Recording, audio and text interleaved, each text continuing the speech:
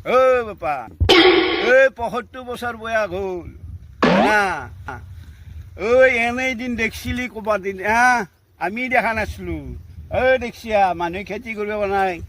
serial ভাত মেলছি এইখন যি কি খাম কি কৰিম কপালে মূৰে হাত দিব লগা হৈছে গুৰু ই যে পথাৰত খেতি কৰিব নোৱাৰি পানী নাই এফালে আকৌ ঘৰত চলি পঢ়াব লাগে পইচা লাগে বহু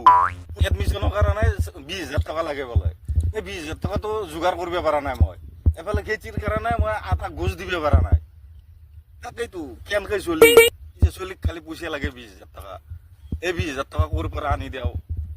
মই তাকেই চিন্তা কৰি আছো বাপা চলি পঢ়বাই লাগিব ধাৰাই দুপৰে কোৱাৰ পৰাই আনি পেলাই চলিটোক এডমিশ্যনটো দি সেনেকে কিবাকে পঢ়ো আপনি বাবুৰ এডমিশ্যনৰ কাৰণে ২০,০০০ টকা ক'ৰবাৰ পৰা আনি দিয়ক দিয়াছো মই চেষ্টা কৰোঁ ক'ৰ পৰা কেনেকৈ যোগাৰ কৰিব পাৰোঁ হেল্ল' তেজ দিয়া মানে ২০ তেজ ৰ'ব কালি খবৰ কৰিম দিয়ক আপোনাক হ'ব দিয়ক পা বহি আছা দা বহি আছো ৰ কৈছো কি মই এটা বৰ ডাঙৰ বিপদত পৰিছো বাবা মোক ২০,০০০ টকা এটা লাগিছিল আপাক কালি এডমিশ্যন দিব লাগে তই দিব পাৰিবি নে দা মোৰ তাত পইচা নাই তোক দিব পাৰো এটা মানুহক তেজ লাগে তেজ লাগলি তই যদি আজি তেজ দিব পাৰা লগ পইচা পাবি বাবা তেজ মই দিম দে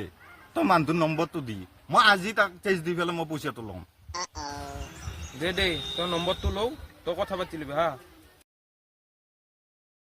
আপুনি খাই লওক 10 মিনিট সময় ৰেষ্ট ল'ব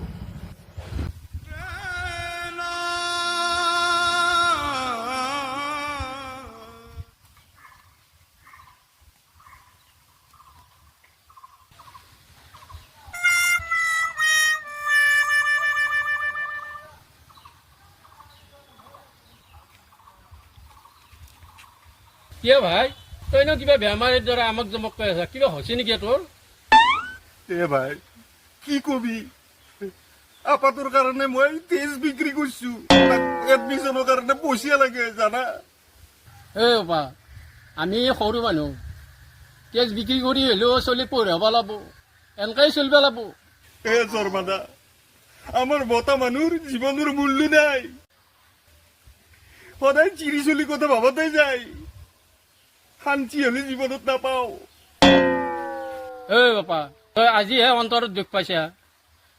তোৰ যেতিয়া চলিটো চাকৰি কৰিব বহুত টকা দৰমহা পাব তই তেতিয়া কি কৰিবি জানা তই ডাঙৰ চেৰখানত বহি থাকিব পাৰিবি মই যাওঁ দে